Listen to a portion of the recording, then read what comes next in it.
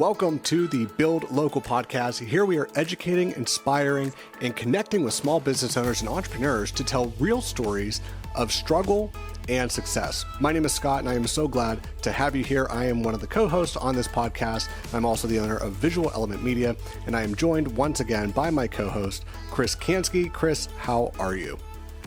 Not too bad. I'm glad to be here. Like Scott said, my name is Chris Kansky. I'm the owner of New Pillar Marketing. Today, we are very excited to have Emily Hitchcock on the podcast. She is the CEO of Columbus Publishing Lab. They are a fantastic company that I've done quite a bit of work with in the past. They help people self-publish. They publish books. They do book marketing. And we're very excited to have her here today. Yeah, definitely. Welcome, Emily.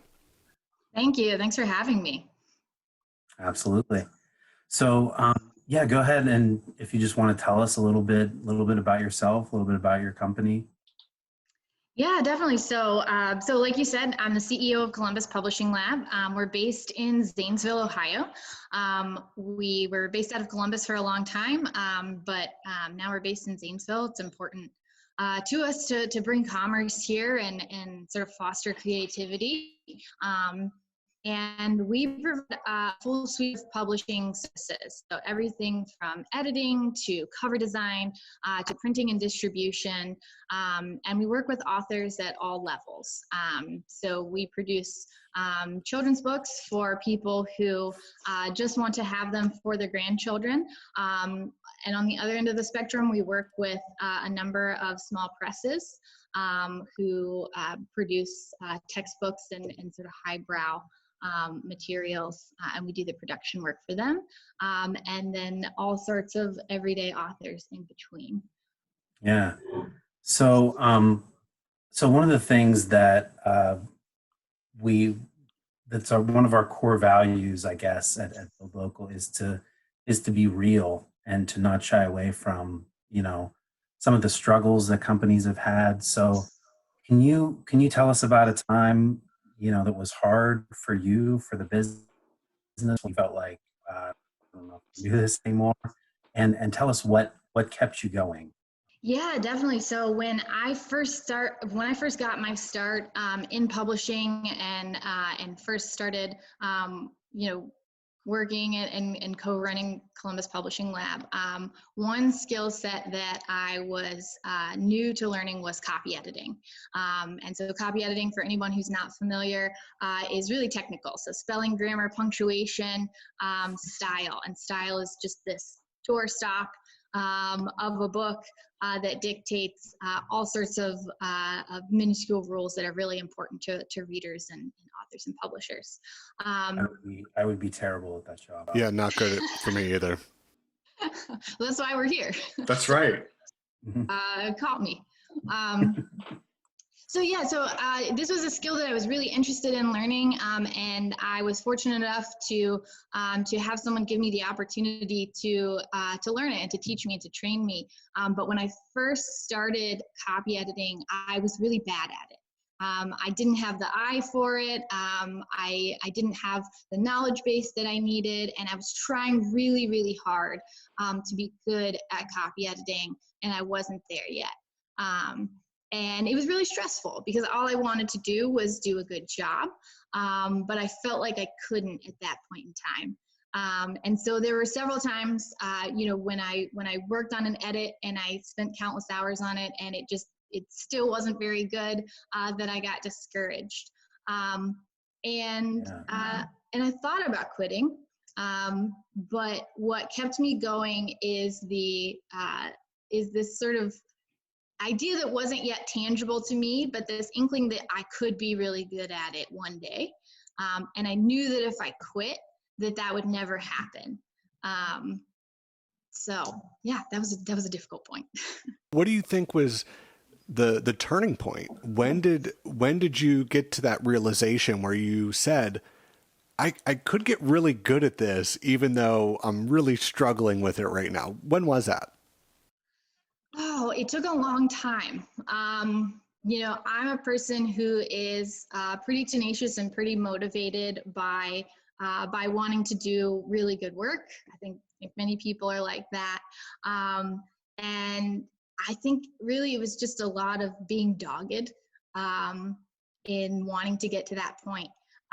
One thing that I think about a lot now, so many years later, is that there was never a day when I woke up back then and was suddenly a good copy editor. I didn't come to the realization, I never really had that revelation that that switch had flipped until many years later, and I was actually running the company and working to try to find a copy editor and going through their work and looking at their processes. And then I had this moment where I was like, I'm good at this now. So I thought that was interesting.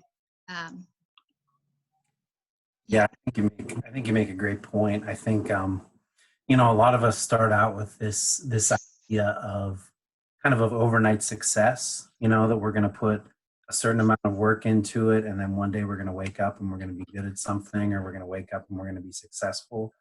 And that's just not the way it works most of the time.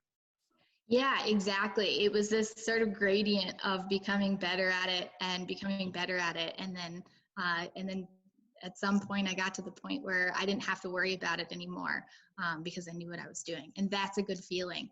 And I think that realization, even though it came a lot, even though there's a lot of distance between when I sucked at copy editing and when I realized that I was good at it, that has helped me so much now when I have to work on tasks that are difficult for me, because I can remember that and know that even though it feels super hard now, eventually if I keep going, I'll get to a point where I'm good at it.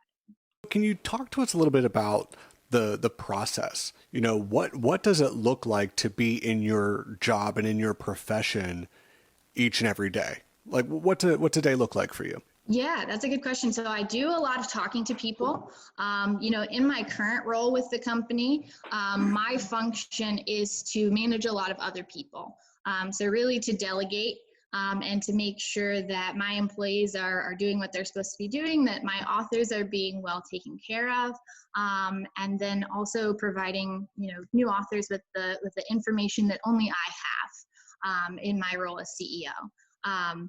And one of our authors several years ago gave our founder a invaluable piece of advice that our founder passed on to me. And that piece of advice is only do what only you can do.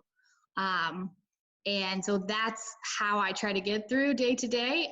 Being CEO is just focusing on making sure that I'm sticking to the tasks that are really important for me. Yeah, that's great. And I think we all experience that being in business. There are always there's always more work than you can get to, and you have to choose the things that are really important. And I love the way you put it, the things that only you can do.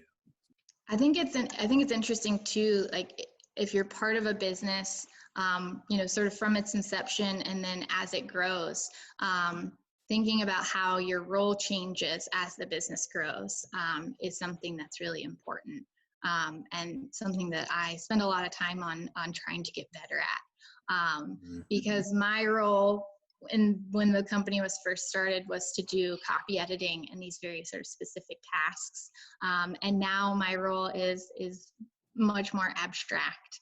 Run the business, but figuring out what that means day to day can be challenging.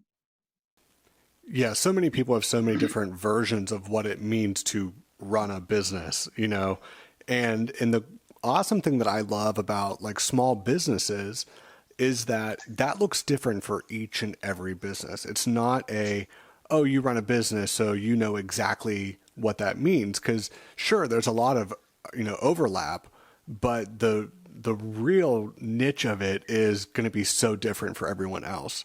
And so would you want to talk a little bit about how you manage people? I think we live in a culture now where taking care of your authors and taking care of your employees and making sure that they feel purpose and they feel a reason behind what they do is so important to them. So can you share a little bit about how you do that? So, when we first started the company, my role was to love the client. And it sounds sort of silly, but that really was my role, to make the client feel important, to make them feel like they had a dedicated point of contact and somebody who was going to guide them throughout the entire publishing process. We're fortunate enough that our authors trust us with this creative work that they oftentimes spend decades working on. So by the time they reach us, it is a job that requires a lot of care and a lot of heart. I think that's a big part of it is just giving your time and attention to your authors, and then by extension to your employees, in a way that you're passing value on to them, whether that's just communication, whether that's teaching them the skills that they need to do, or whether that's leaving them alone and trusting them enough to be able to do the job that you've trained them to do. I think all those are different ways of loving your client or loving your employees. And that's what I try to do. Yeah, I think that's a great point as well. That there's a quote that I love, and I'm probably going to mess it up, but it's that the first act of love is the giving of attention. That you can't love someone instead unless you're willing to make the time for them and to pay attention to them. And I think it's awesome that a priority for your authors and for your employees. Yeah, and we talked about struggles and things that were hard for you. So that's one end of the spectrum. But there's also a lot of success, a lot of joy in running a business. So can you tell us about a victory, something that made the struggle worth it for you? Yeah, definitely. So one of the cool things about the publishing industry and our model specifically is that I get to have a hand in the production of a book pretty much from its inception all the way to a finished product that I can hold in my hand. And there are very few industries where you get that sort of involvement throughout an entire process like that. I had a client several years ago, and her father was in World War I, and he had written on a typewriter his experience of being in the war. He had since passed away. And so this woman came to me with this box that had the only copy of this manuscript from her father. And so we took that manuscript and we transcribed it, we edited it, we created a cover. And once it was done, they printed a certain number of copies that they could give to their family and they could just have as heirlooms. And I've produced a lot of books. Many of them sell tons of copies and go on to achieve critical acclaim, and that's awesome. That's gratifying for me as well. But that project for that woman specifically always stands out to me as a triumph. So being able to guide her through every step of the process and have an end product that was just so monumentally important and produced in a way that did her father's legacy justice, that's something that gets me through days that are more difficult. Wow, that is a absolute awesome story. And I'm sure you have many, many more stories that you could share of, being able to see that, inception of something, the genesis of something, and then carried it the whole way through, and just how one person's story can connect with so many people is probably something that you could talk for many, many hours on. Unfortunately, we are running out of time.